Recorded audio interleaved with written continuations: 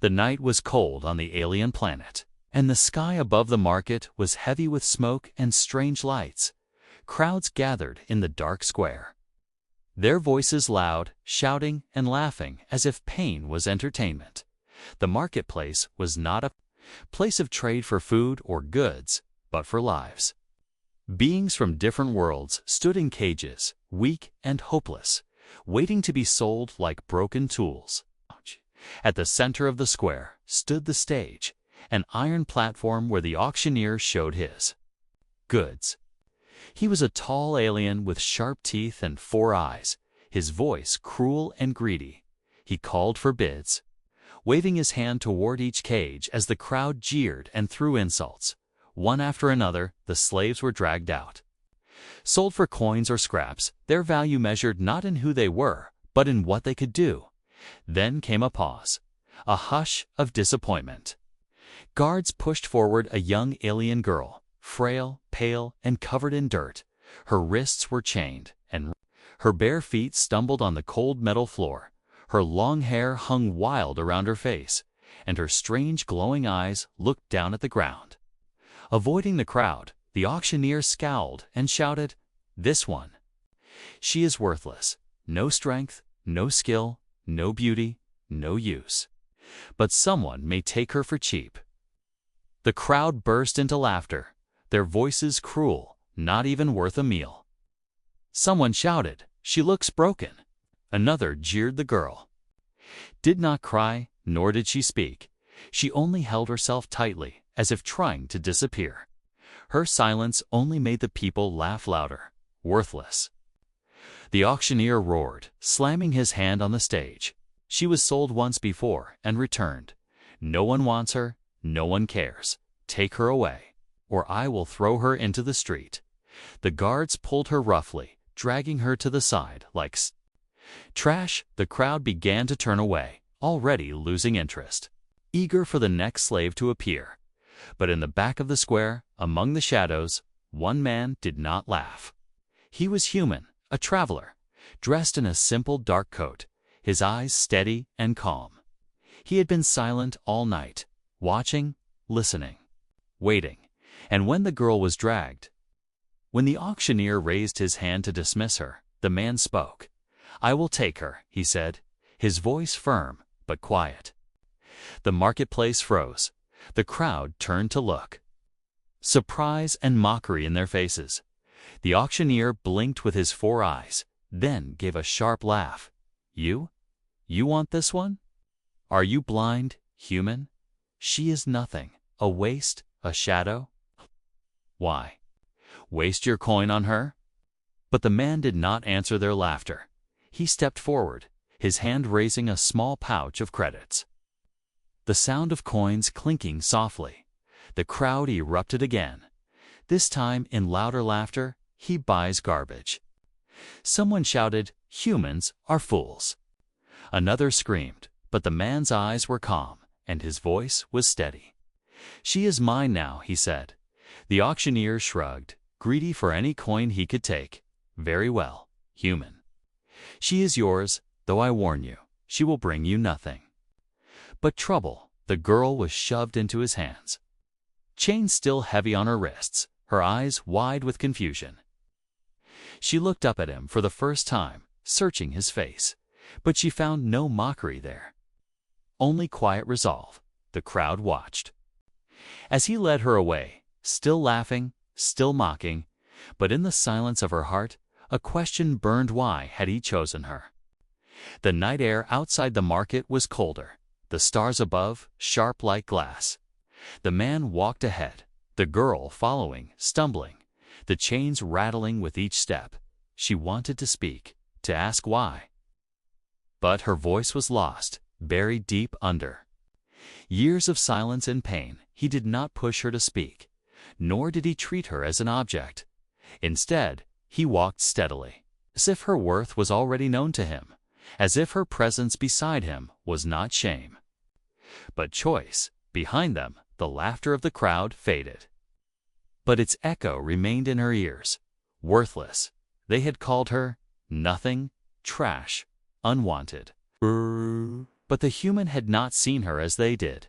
He had looked once, and in that look, she felt the smallest spark of something new. Not value, not yet, not hope, but perhaps the beginning of both. And so the girl, once sold for nothing, walked into the night with a stranger who had chosen her when no one else would, and though she could not yet believe it, though she still felt weak and broken, the story of her worth had already begun. The road away from the marketplace was long and empty. The night was quiet, broken only by the sound of the girl's chains as they rattled with every step. Snow drifted across the ground, and the air carried the bitter smell of smoke from the city behind them. The man walked ahead with calm steps, and though he said nothing, his presence felt steady, strong, and strange to the girl. She had been sold many times before, always to cruel masters who gave her pain and nothing else. But this human was different. He did not laugh at her weakness, nor mock her silence. He simply walked, holding the chain lightly, not pulling, not forcing. It was as if he wanted her to follow, but also gave her the choice to stop. The girl could not understand it. Why would a man waste his coin on her? Why would anyone take something that the whole market had called worthless? Her thoughts circled in her mind like trapped birds, and she hugged herself tightly as she walked. She was afraid this man would soon reveal his true nature, that he, too, would hurt her, but for now, he was silent. When they reached the edge of the forest, the man stopped. A small starship was hidden between the trees, its silver hull reflecting the cold moonlight. The girl stared at it, her heart pounding with fear and curiosity. No master had ever taken her into the skies. She had always been kept low. Chained to dark rooms and dirty streets, the man opened the ramp and looked at her, his face calm. "Come," he said simply. The word was soft, not like an order, but an invitation. The girl hesitated, her legs shaking, her mind torn between fear and hope. Finally, she stepped forward, following him inside. The ship's air was warmer, cleaner, and it carried the faint scent of metal and oil. To her, it felt like another world. The man guided her to a small seat and finally removed the chains from her wrists. The heavy iron fell away, leaving her arms free for the first time in many weeks. She rubbed the marks on her skin, staring at him with confusion. "You are free here," he said quietly. The words struck her like lightning. Free? She did not know what that meant anymore. Slaves were never free. Her voice broke for the first time in days, weak and trembling. "Why? Why me?" she whispered. The man looked at her, his dark eyes steady. "Because I saw something in you," he said. "They could not see it, but I could." The girl shook her head, tears stinging her eyes. "No, I am nothing. They are right. I have no worth." But the man did not agree. His tone was calm but firm. "You believe their lies, but I do not.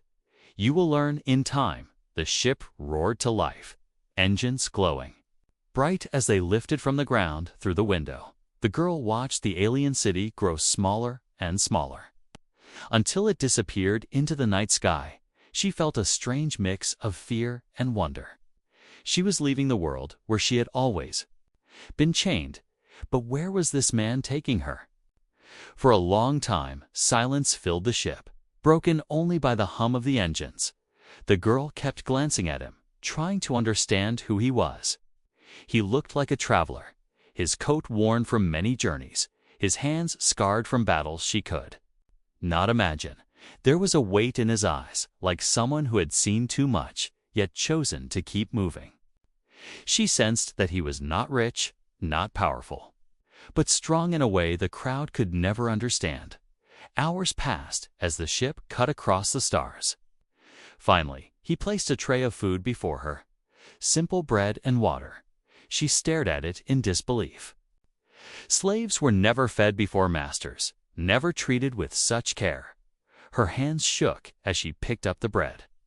Biting into it carefully, tears filled her eyes again.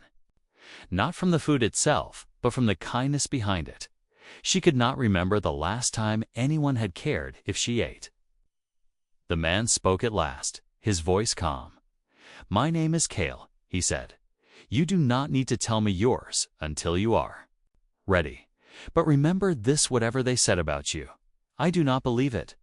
The girl lowered her eyes, her heart pounding. She did not know if she could trust him, but something deep inside whispered that he spoke the truth. That night, while Kale slept in his chair, the girl stayed awake, staring at the stars outside the window.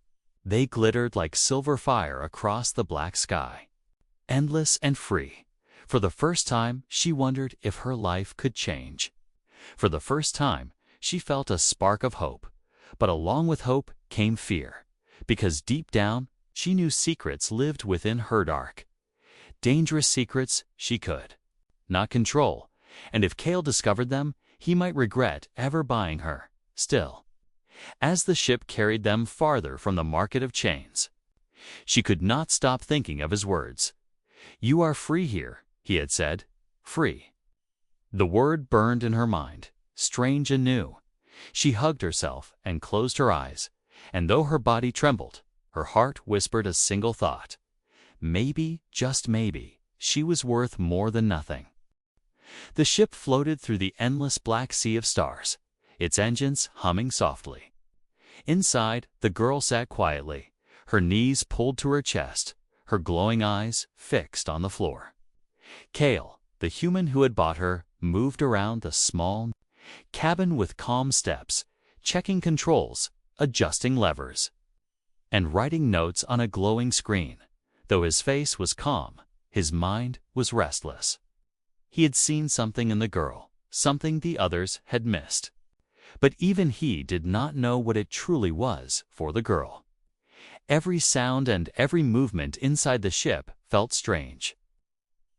She had never been in a place that was not filled with fear, chains, or shouting voices. The quiet air unsettled her. It almost felt too soft, too safe, and she did not know what to do with safety. Her wrists still ached from the heavy chains, and the marks on her skin reminded her of the market, of the laughter of the voices calling her worthless. She hugged herself tighter, afraid that this peace was only an illusion that could vanish at any moment. Kale placed a blanket near her, but did not force it on her. "You look cold," he said simply, then walked away to the pilot's seat. She stared at the blanket, unsure if it was a trick, unsure if it would be taken away if she touched it. Finally, her trembling hand reached out, pulling it around her shoulders. The warmth made her close her eyes for a moment, a single tear slipping down her cheek. No one had ever cared if she was cold before. Kale's ship, though small, was strong. It had traveled across war zones, through broken colonies, and into the darkest corners of the galaxy. He was no stranger to danger, but this time his journey was different. He was not carrying weapons or stolen goods.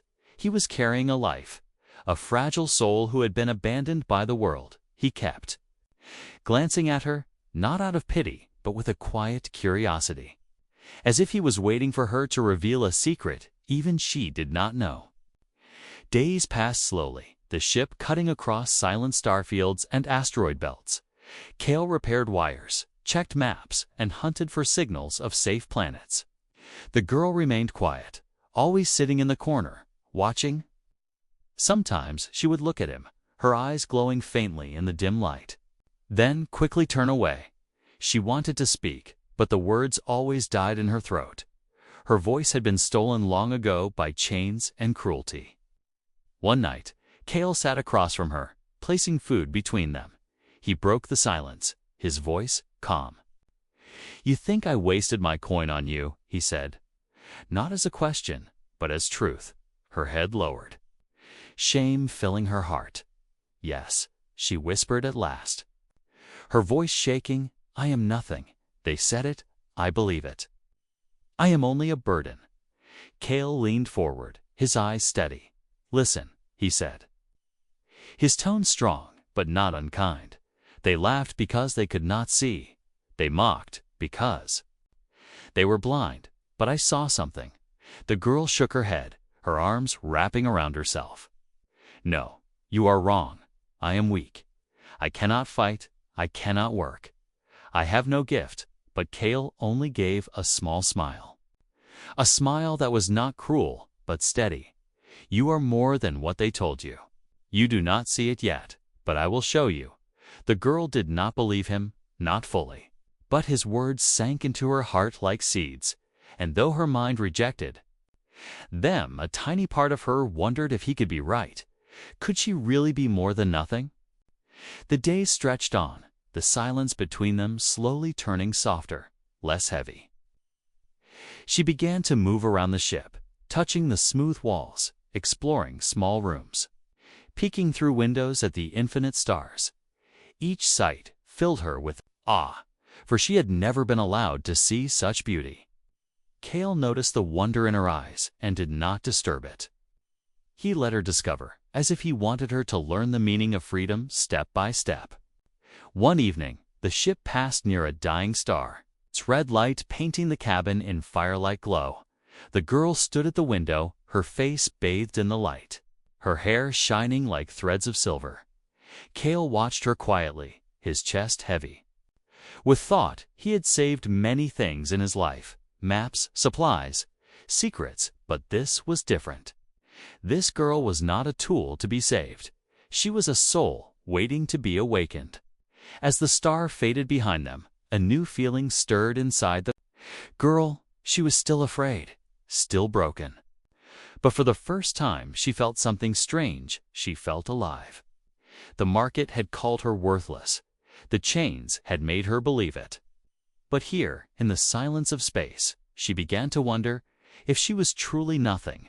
Why had Kale chosen her? If she was nothing, why did he look at her as if she mattered? The journey had only begun, but already unseen threads were weaving between them. Threads of trust, fragile yet growing stronger, and though danger waited somewhere in the shadows of the galaxy.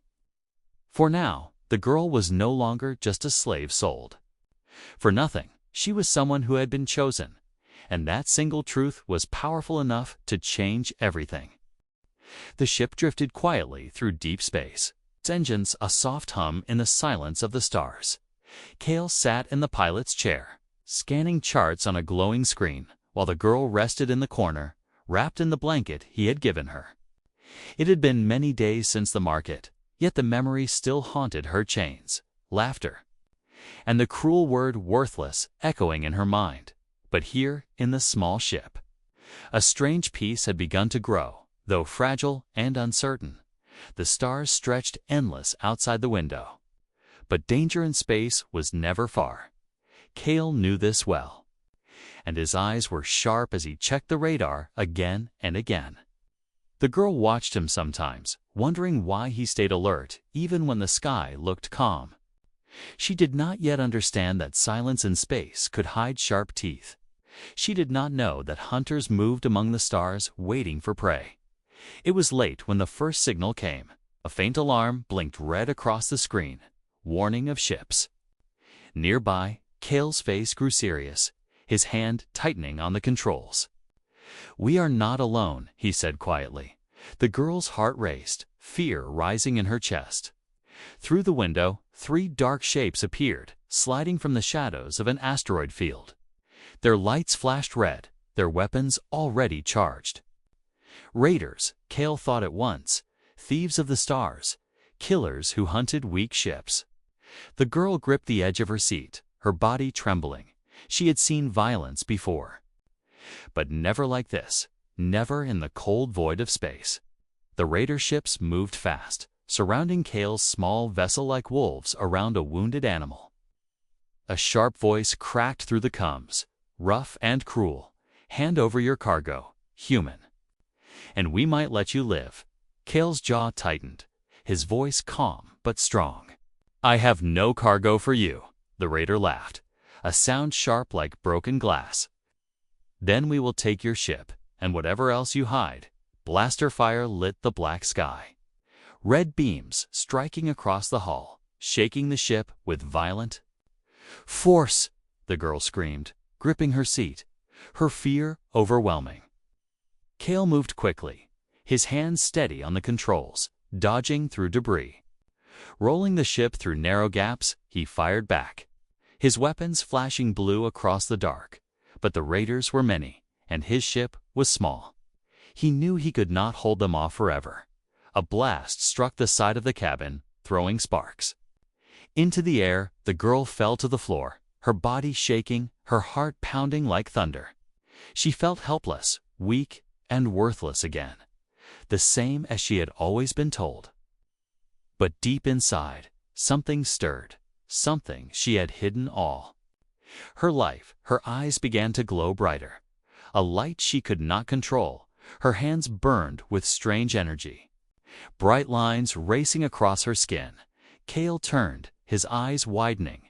The girl's body shook as the energy burst from her palms in a sudden wave. A blast of raw power shot forward, through the window, striking the nearest raider ship. The ship spun violently, its engines tearing apart in fire. The raiders' voices filled the cums with panic. "What is that?" One shouted, "Pull back!" Cried another. The girl gasped, falling to her knees, her breath sharp and fast. Her glowing eyes dimmed, but the mark of power still flickered across her hands. She stared at them in horror, as if she had become something unrecognizable. I did not mean to," she whispered. Her voice broken, Kale knelt beside her, his hand steady on her shoulder. His eyes were not afraid nor cruel, but filled with something else recognition. "I knew it," he said softly. The remaining raiders pulled back, their ships vanishing into the dark, unwilling to face the strange force again. The silence of space returned, heavy and cold, but inside the cabin, everything had changed. The girl curled into herself, her body trembling. "I am cursed," she whispered, tears falling from her glowing eyes. "They feared me for this. They hated me for this. That is why they sold me. That is why no one wanted me." Kale's voice was calm but strong, cutting through her fear. "No," he said, his hand steady on her shoulder. "This is not a curse. This is power. You were not unwanted because you were weak. You were unwanted because you were strong, too strong for them to understand." The girl shook her head, unable to believe. "They said I would bring ruin. They said I was dangerous." Kale's eyes did not move away, his voice firm. "They were afraid. Not because you are dangerous, but because you are different. And difference is power." The girl's tears slowed, her breath still unsteady. But his words struck something deep within her. No one had ever spoken to her like this. No one had ever seen her power as anything but a curse. For the first time, she wondered if her life could mean something more than chains. For the first time, she dared to imagine that her hidden fire was not shame, but worth. The engines steadied. The ship moved forward again, leaving the raiders behind. But the silence inside was no longer the same between Kale and the girl. An unspoken truth had been born. Her secret was no longer hidden, her fear no longer invisible, and though she trembled, she was no longer alone with her power. Kale had seen it, and instead of fear, he had given her trust. The girl leaned against the wall, exhausted, her eyes half closed. Kale returned to the pilot's seat, his face calm, but his mind deep in thought. He had taken her from the market because he had seen something. Now he knew what it was. Not weakness, not curse, but hidden strength. And though danger would come again, he also knew this truth. The girl was not worthless. She was far more than anyone had ever imagined. The stars outside burned softly as the ship drifted on, leaving the chaos of the raider attack behind. Inside, silence wrapped the cabin. Heavy and strange, the girl sat against the wall, her hands still glowing faintly, the memory of power burning in her veins. She had never meant to release it. She had always kept it buried, but fear had torn it free. And now Kale knew. Her chest tightened as she looked at him, waiting for anger, waiting for fear, waiting for rejection. Every master before him had turned. Cruel the moment they learned of her power. Some had beaten her, some had tried to use her. All had abandoned her. Her breath shook as she whispered, "You should leave me. I am dangerous. I will bring ruin to you." Kale did not answer at once. He leaned forward, resting his arms on his knees, his eyes steady on her. Finally, he said, "Danger is not in what you are. Danger is in how you are used." The girl's glowing eyes widened, confusion mixing with sorrow. "No one has ever said that," she whispered. "They only called me cursed, a mistake. Something that should never have been born." Kale's voice stayed calm, but there was steel behind it. "They feared you? It's not because you were a mistake, but because they were too small to understand. Power frightens those who live by chains." The girl shook her head, tears slipping down her face. "You don't know. You don't know what I did, what I caused." Kale leaned closer, his voice low but firm. "Then tell me the truth." Her body trembled. Her heart fought against the words, but she could not hold them back forever. Slowly, haltingly, she began. "I was born in a small colony, far from here. My people lived in peace, but when I was a child, strange lights burned across my skin. Power I could not control." She hugged herself tightly, her voice shaking. "They said I was touched by death. They said the stars had cursed me. Some wanted me hidden. Some wanted me killed." Her breath caught as she continued. "One night, I lost control. I was afraid, and the energy burst out. It destroyed half the village, burned homes, hurt people. I was only a child. But they looked at me as if I was a monster." Her glowing eyes closed. "The memory too heavy. After that, they locked me away. They whispered my name with fear. They told the children I was a warning, a punishment. And when I grew older, they sold me, passing me from one cruel hand to another. No one saw anything but a curse." Her voice broke, and she pressed her forehead to her knees. "I did not want it. I did not ask for it. But it follows me. It always follows me." The cabin was quiet, the hum of the ship filling the space between them. Kale did not move for a long moment. Then he spoke with a steady calm that cut through her sorrow. "You were a child. What happened was not your fault. Power does not choose the day it shows itself." She looked up at him, her face wet with tears. "You don't understand. I killed. I destroyed. But Kale's voice interrupted, firm and unshaken. "You survived. And survival is not shame. It is proof. Proof that you were meant for more." The girl stared at him, her tears slowing. No one had ever spoken of her past as proof. No one had ever looked at her destruction and seen more than shame. She wanted to believe him, but fear still pulled at her. What if it happens again? What if I lose control and destroy you too?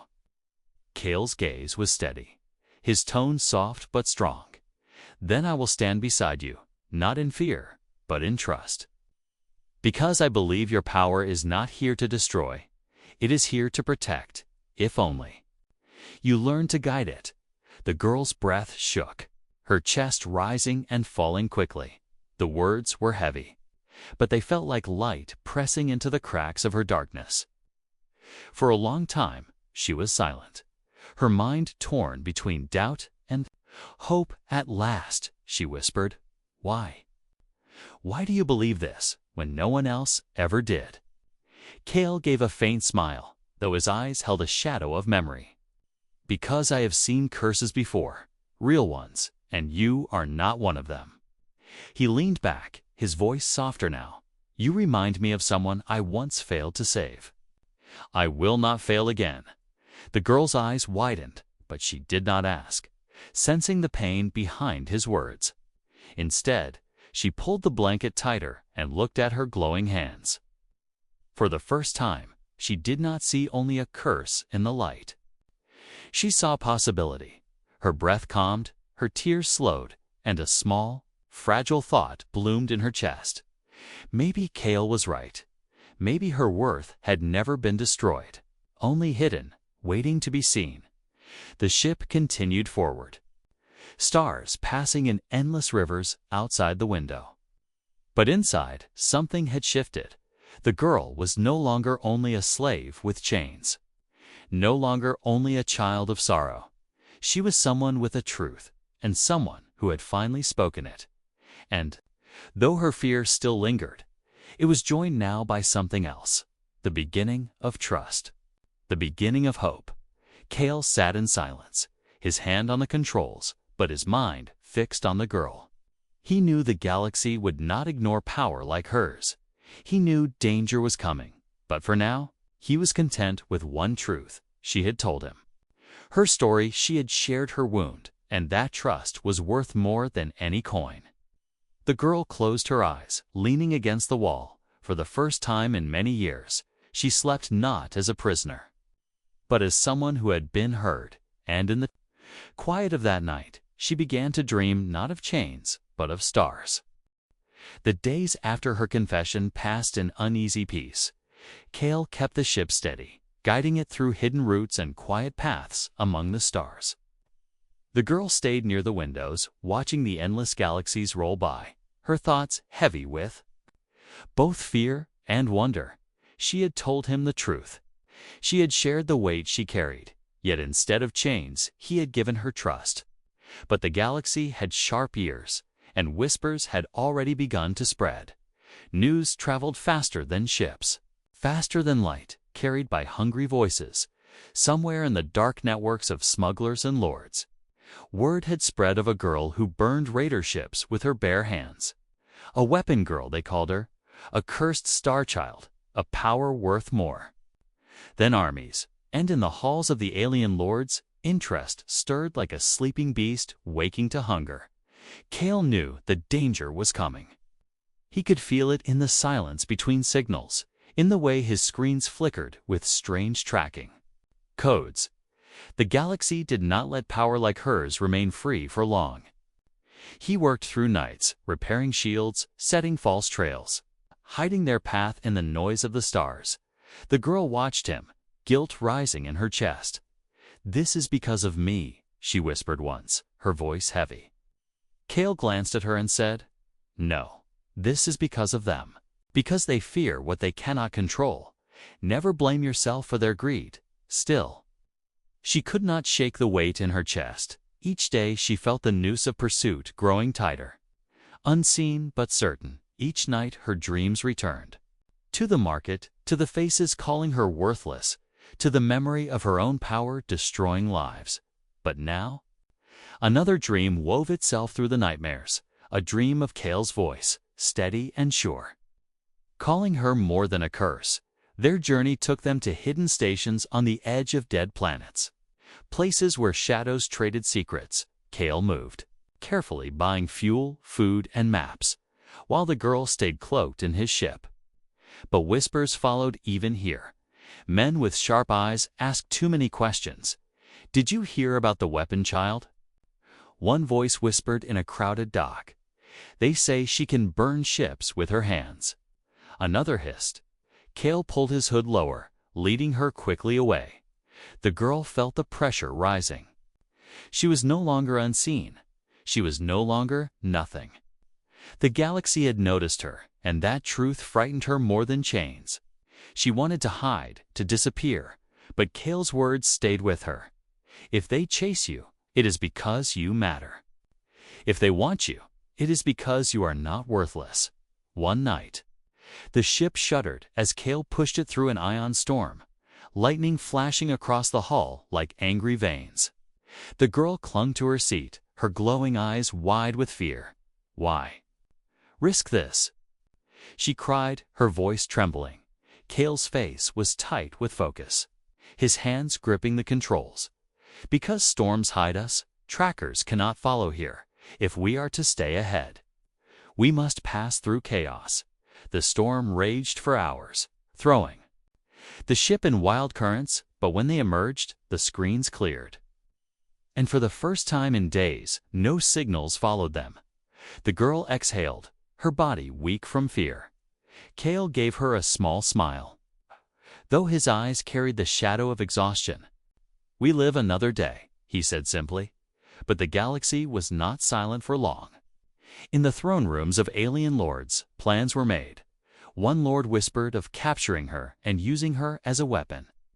Another dreamed of selling her for riches greater than empires. Others argued she must be destroyed before her power grew too strong.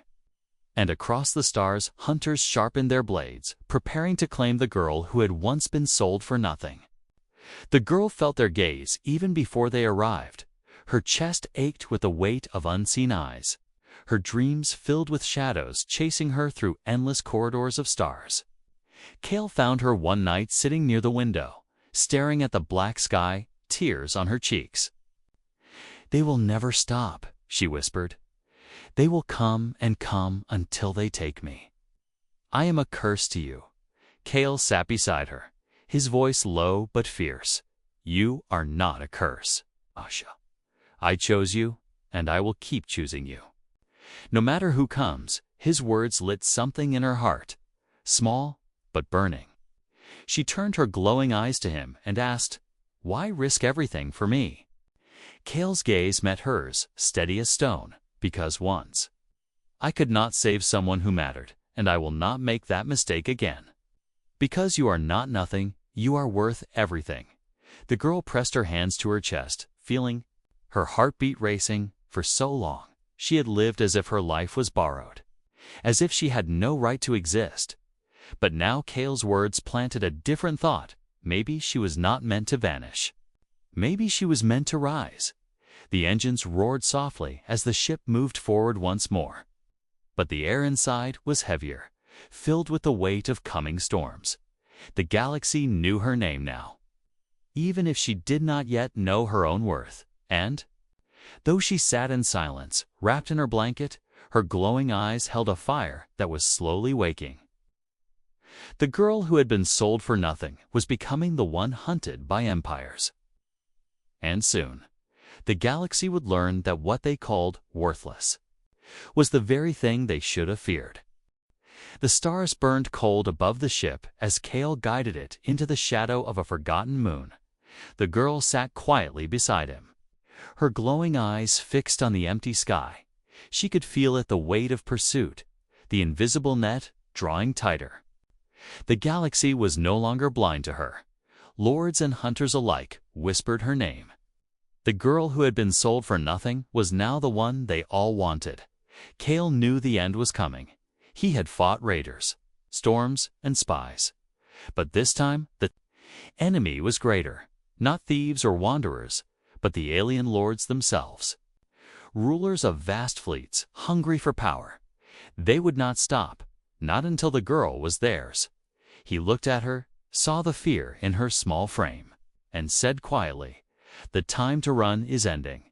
The girl's breath shook. Her whole life she had hidden, chained, sold, mocked. Now she was being hunted, not for weakness, but for strength. And that truth frightened her even more. "I will bring ruin to you," she whispered, her voice trembling. Kale's eyes stayed steady, his tone sharp with resolve. "You will not bring ruin, you will bring change, and together we will face them." The trap came sooner than expected.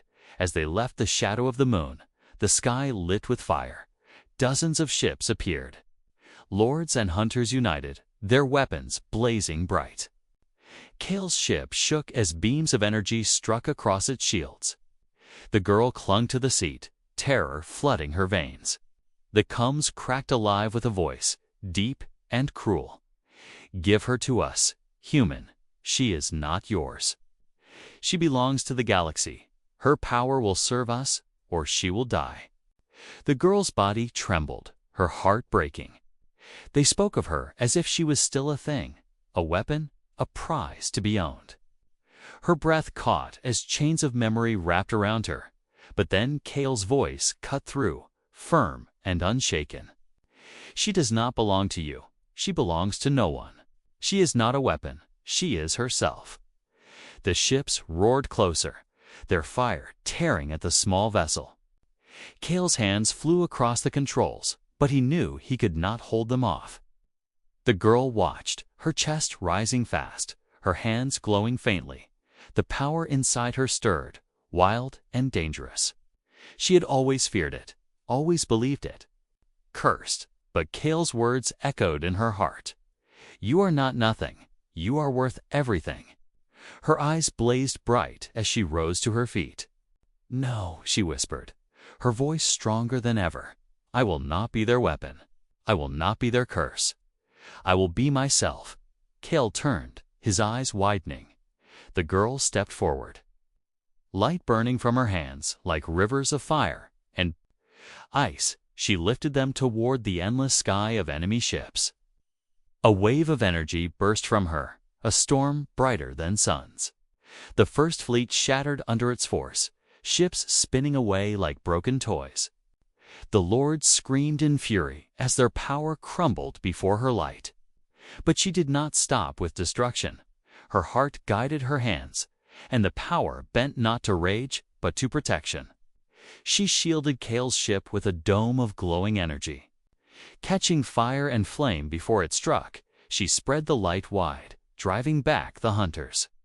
Forcing them to flee in terror, her power was no longer chaos. It was choice, and she chose to protect when the last ship vanished into the dark. Silence returned, the girl collapsed to her knees, her body weak, her breath trembling. Kale rushed to her side.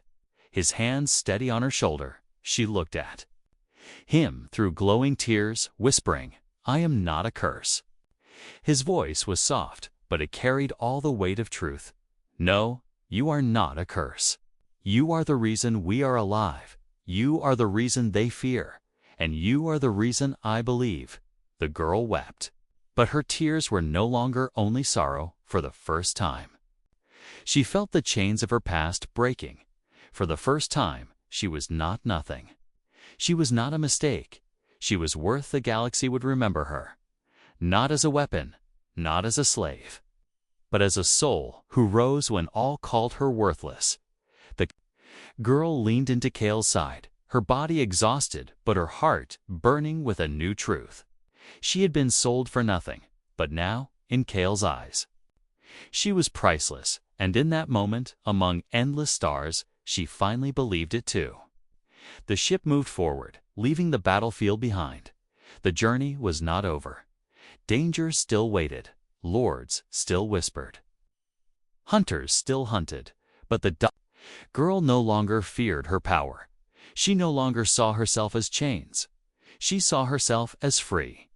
And as Kale guided the ship deeper into the sea of stars, he knew their story had only just begun, for the galaxy had tried to claim her, tried to break her, tried to call her worthless, but she had risen, and in rising, she had shown the truth. Her worth was not in chains, nor in power, nor in the galaxy's voice. Her worth was her own.